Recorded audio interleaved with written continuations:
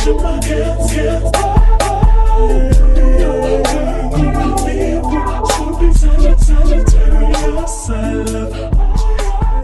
out to all my guys and goddesses checking out this video. I am C the Spiritual Goddess here for another video. Yes, guys and goddesses, leave me some fire emojis in the comments if you are checking out this video. Today's video is a little different. I decided to do a little video here. It's sort of like a reflective video. For those of you who don't know, I just celebrated my 36th birthday. Yes, guys and goddesses, I celebrated my 36th birthday Tuesday, July 25th. So I decided to, I've just been in a reflective period, and I decided to do this video. I think I might make this an annual thing, you know, where I give my thoughts. This year, I may come back and do a second video, but I want to do what I wish I would have known in my 20s. Okay, so if that's something you'll like to hear, go ahead and hit that thumbs up. Before we get into that, a few announcements. One, don't forget, guys and goddesses, if you do want to book your own personal reading, I do now have readings available, so go ahead and book. Also, make sure you follow me on all of my social medias there. Okay, let's get into it.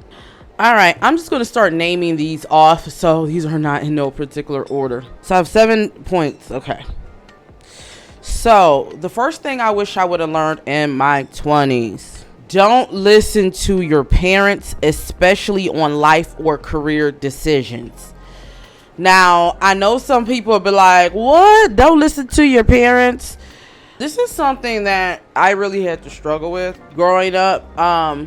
Because I grew up in a Muslim household, a Muslim faith-based household that was really strong. And I didn't grow up like your typical Muslim like everyone else did, but there's still a lot of fundamental things. And, you know, also growing up in just a typical urban black household, we are taught, you know, to honor your mother and father, which is right. But also sometimes, you know, our parents can push us to want to be a mini version of them, or they only see views from their eyes. You get what I'm saying? I feel like I spent the early part of my 20s, even though me and my parents, you know, we are in a very good place now, and I'm so grateful for the place that we're at now. But I think I had this sense of being younger, even though we may have had, you know, fell out and different things, having this sense of wanting to, how would I say it, live in the light that my parents would want me to live in, thinking about what, you know, their views, their thoughts of different things, where in essence, this is your life. So my advice I would give to anyone in their 20s is to make sure you're living your life for you and not the expectations that your parents expect you to live up to. And this is no shade to the parents, but sometimes we raise, once again, our children to be mini us, like our little version of us, and that's not our job. Our job, and I'm saying our because I hope to be a parent one day, our job as a grown adult humans, I think of it like a plant, right? The plant is going to grow into whatever it's going to grow into, right? But your job is to nurture it. You know, you are not making a sunflower be a carnation when it's a sunflower. You get what I'm saying? So I say all that to say, you know, sometimes we have thoughts and views and different things that was indoctrinated to us, and we have to find ourselves, and that's what your 20s is for, is finding yourself. Okay, so moving on to the second point: forgive your parents. Forgive your parents. This is something I wish someone would have told me in my 20s. You know, forgive your parents. That's not negating what they did, but forgive your parents because they are people too. You get what I'm saying? I think sometimes, especially when you're a young adult, you go through this superhero phase of your parents viewing your parents on the superhero or this pedestal. And when they do things, or when you're younger, I'm going to say, and then when they do things, and when you start to get an adult, and you know, sometimes you don't see eye to eye with your parents, or you look at things and maybe traumas they may have put you through, and sometimes a lot of times it's unintentionally, you get what I'm saying? But whether it's intentional or unintentional, it's important to really forgive your parents. It took me a while, and maybe I could talk about this if you guys want a video, to really forgive my parents. But it took me some time. But I could tell you this: if forgiving your parents is accepting your parents for who they are. Number one, I think a lot of us, we always say what I would have done, or I would have thought this, but never say what you would have done until you get in that situation. There's no manual. But also too, I think what helped me is actually, I live with a grandparent. I lived with my grandparent in my adulthood, once I left my parents' home. And even though, when your grandparents get older, they're much nicer versions, and I love my grandma, but it helped me understand my mother better, honestly, and what she had to go through. You get what I'm saying? So it's one of those things, and maybe I could do a deeper video on this, on how to forgive your parents. And that's something I'm not gonna lie, like I don't have moments and different things like that. But therapy, definitely, but not even just therapy. Viewing your parents from the eyes of them being human, thinking of where they were in relation to you in your young adult life, and breaking that mold. I definitely feel like that will save you so much energy, and that will save you so much in your 20s. So if you guys want me to do a video on that, let me know. I could definitely do that. All right, moving on, because I don't want to make this video too long. The third thing I want to put on the list is, you don't have to have it all together. I'm going to say it again. You don't have to have it all together. I think a lot of times, where I see a lot of millennials and Gen Z have a lot of depression, is because, we feel like we are supposed to have certain things or certain checkpoints by certain ages and certain things, while there is a level of emotional and intelligence that you should always be striving for.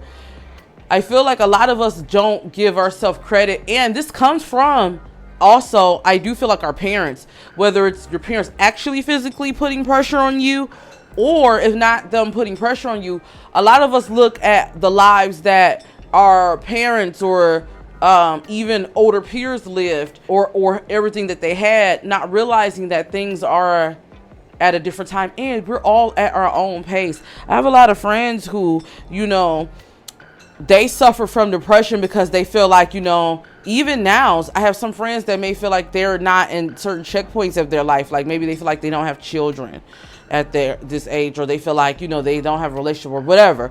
And I feel like that goes into that program mindset of thinking that you're supposed to have certain things by a certain age. You're only in your 20s. I just had to tell myself the other day, I'm only 36. That's young in this grand scheme of things. You get what I'm saying? There's no right way or no checkpoint you're supposed to be at in your 20s. Your 20s are for figuring it out and making mistakes. Your 30s are for discovering yourself, further discovering yourself. I'm learning. And maybe I could do a video on the plus size of being 30. Maybe we can do that. If we get this video to at least 15 thumbs up, I'll go ahead and do that. Okay. But yeah, you don't have to have it all together. You are on the right path you're at this time. Okay, let's go ahead and move on to the next one. Everyone ain't your friend. Some people use you as a placeholder. Let me tell you, okay? Let me tell you. This is something I wish I would have known in my 20s. A little bit tea. When I was in my 20s, I used to hang out with a lot of people, okay?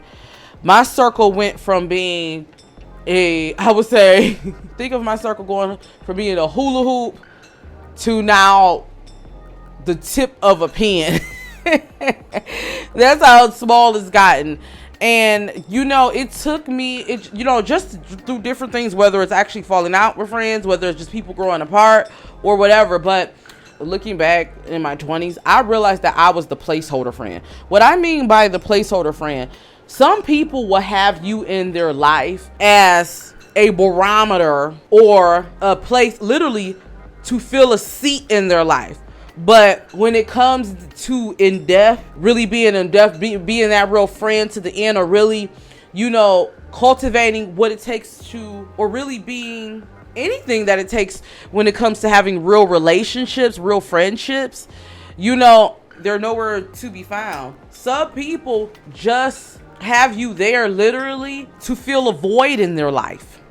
You know, I remember when I really realized this, and for those of you who watch my See the Beauty Diva channel, I talked about in 2016, I think it was around 2016, this was around my Saturn return, honey. Let me tell you, my Saturn return was something else. It was like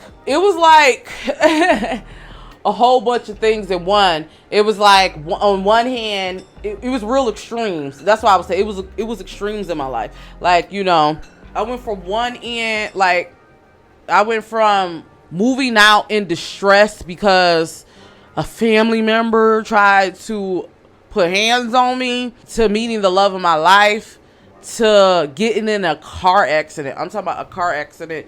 To this day, I'm still haven't fully financially, I would say, recovered from it. But, and not even that, emotion, I still have PTSD. But during that time when I was at my lowest, I realized who really was my friend. I had a lot of things, not just even with friends, it was even family. Like I realized who was really down for me. When I went through life changes, and I promise you this, when you go through life changes, whether it's dealing with the loss of a family member, oh, let me tell you, baby, every time that I've dealt with a loss of some sort, let me tell you, it's always, you can tell who's really there for you. Or even celebrations. Like, I remember my wedding even. Let me tell you, it was crazy stuff happening. Like, even the day of me getting married, finding out people aren't really happy for you, child, or getting a job, or just a milestone in your life. Like, you realize that the same people you cheer for don't cheer for you, or the people you show up for when they're going through stuff, they're not even there for you. In fact, if not anything, they're using that as a reason to judge or dog you even. Oh, let me tell you. And if you're lucky enough to still have the same crew that you've been down with since the beginning, good for you, child. I still have, don't get it twisted, I still have people I've been rocking, locked in with probably 18, 19, even 20. Shout out to my BFF, my homeboy Sean. We've been friends since, 08, 09. I still have people who's been there, and those are the people you don't want to take for granted. Those are your peeps. Like, you know what I'm saying? The people who's been grinding through you through every season, don't take those people for granted. The people that you could just call up to just sit around if you just want to sit. You know what I'm saying? They don't want nothing from you. Shout out to my homegirl, my BFF Rashonda. Like, shout out to my people. Like, there's been people that, you know, we can lose contact. We come back together again like nothing's ever happened. You know what I'm saying? Because it wasn't no strife.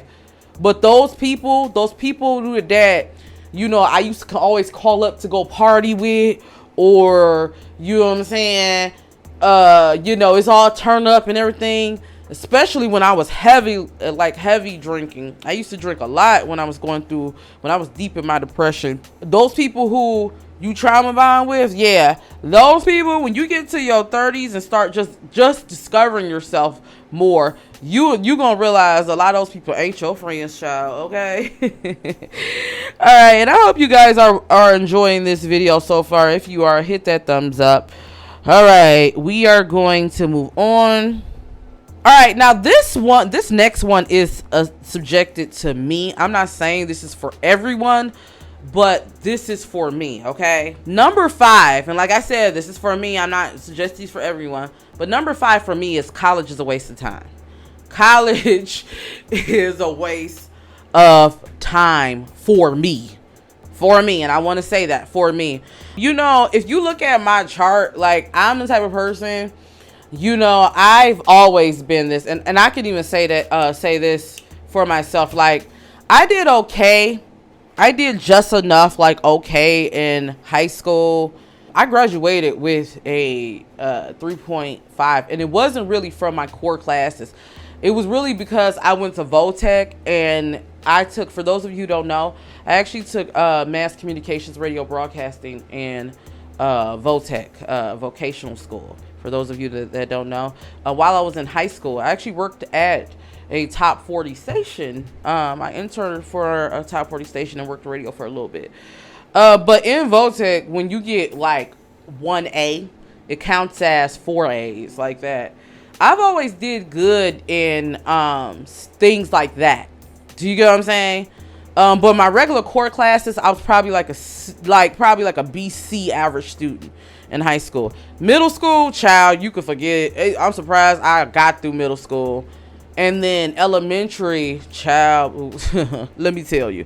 But I did do good in projects like Project Seed. For those of you who don't know what Project Seed is when it was this program, they came in to like urban schools and elementaries and taught them algebra. I actually went to regional. I always did good in things that was like non-traditional way of learning. You get what I'm saying? I'm the type of person, I learn hands-on. That's just me. You get what I'm saying? I feel like, this is going back to my parents, I listened to my parents and what everyone said, like, okay, you're graduating high school, you need to go to college. You get what I'm saying?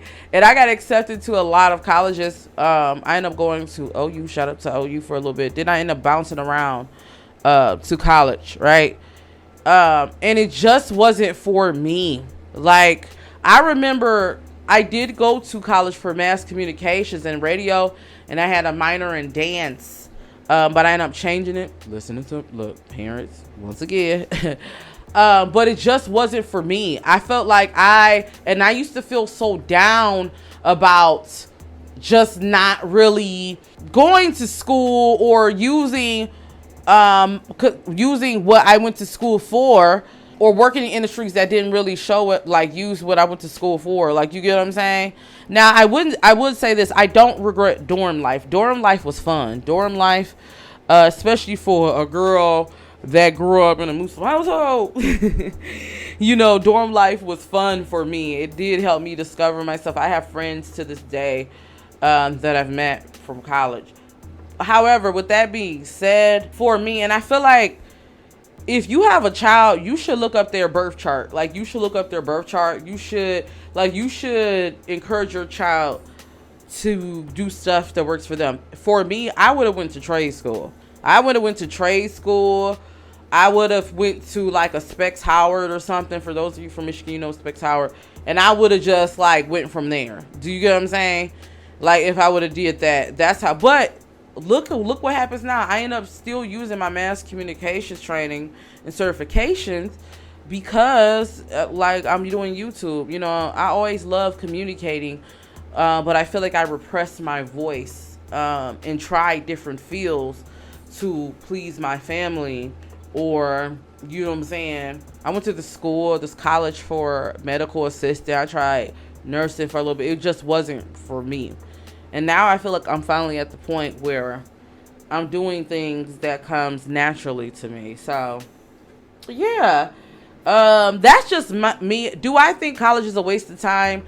For me, yes, but not for everyone. It depends on you. It depends on what you want to go to school for. Now, I will say this. Out of all my friends, I think only probably like 10% of my friends are actually working in the field that they went to college for. Because now in a society, you know what I mean, that you can learn a lot of these things, these trades in a shorter time, and things with YouTube and the job market. I feel like, you know, I can see why Gen Z or a lot of, like, you know, later millennials and Gen Z aren't really going to college, or you get what I'm saying? So yeah, that's what I would say. Would I ever go back to school again, college? I don't I don't think I will go to college unless it's something I feel like I really need, but I am open to doing something like furthering what I do now, like, you know, learning things about astrology, tarot, different things like that. Maybe something of that nature. But yeah, college just wasn't for me. Okay. All right, let's see. This is a little long video. All right, number 6. If you're here and still rocking with me at number 6, leave me some heart emojis. That's how I know you really down with me, okay? I want to see who's down with me, okay? Number 6, child. Don't let nobody stay with you. Don't let nobody stay with you, child. Okay? That's number 6. And this is coming from someone who was homeless at one point, okay? Let me tell you this. Don't let nobody stay with you no matter how sad their story is. Unless it's like in a situation where like you, even if you know, I can't even say, I was say, unless you really, let me tell you something. Even if you know somebody, like letting someone stay with you, I rate that a 3 out of 10, okay? At least in my experience. I've made the mistake of listening to people's sad story, letting them stay with me, and then they turn around and well, one situation, child, let me tell you, they had a man try to assault me, like physically, try to put their hands on me, child. Maybe I'll tell a story time one day. Maybe that'll be a Patreon exclusive. I don't know. The second time, child, I end up losing someone that was real close to me, child. Yes, but the reason why I say that, and I had to clear their negative energy out my house, child. Let me tell you, your home is your peace. And this is one thing I feel like I'm finally in my 30s learning. Your home, I would say, don't let just anyone stay with you, and don't let anyone come to your home. Like, I'm not the type of person who likes when people bring people just popping up at my crib without letting me know. Like, that's just me. You know what I'm saying? The reason why is because your home is your sacred space. You get what I mean? Your home is your peace. Your home is supposed to be your cocoon. Your home is supposed to be, your home is where you hold all your energy. And other people's energies can drain you and bring you down and deplete you. Even cause issues with other people, like your children, your spouse, or whoever in your household.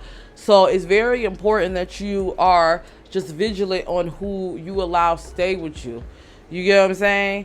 Don't let anyone just stay with you because they have a sad story, is basically what I'm saying. Like, you know, and I think part of me I used to have everyone at my house and different things like that.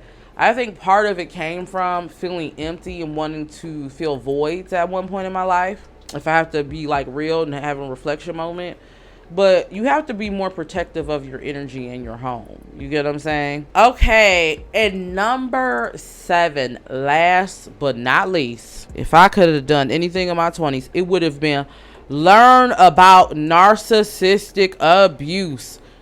Child, when I tell you the world is plagued with narcissists, and if you're not healed and if you don't watch it, you can be sucked in by these energy vampires, and to the point that you have to rebuild yourself. Child, I'm still rebuilding myself. Look, truth moment, I'm still rebuilding myself after dealing with narcissism and narcissistic abuse, child. Like, I wish I would have learned about, you know, triangulation. I wish I would have learned about those terms like flying monkeys and different things like that, child. Yes. Learn about narcissistic abuse. And I will put in parentheses of that, go to therapy. That's another thing. But yeah, learn about it, child. Because when I tell you, these narcissistic energy vampires are out to emotionally dump and wreak havoc on you, child, like, I rated a 0 out of 10, okay? Will not purchase again, okay? But yes, guys and goddesses, that is what I wish I would have known in my 20s. Let me know some things you wish you would have known. if you are in your 20s, let me know what you think about this video. Let me know some things you wish you would have known in your teens or earlier, child. Let me know. Would you guys like me to do a 30s? Maybe I could do a 30s reviewing my 30s so far. Let me know, guys and goddesses. I just thought this was a fun video. I will also be doing Ask C, so don't forget to leave your Ask C's. I do have a few. I'm probably going to try to do that in our next live video. But yeah, guys and goddesses, until then, see you in my next video. Peace.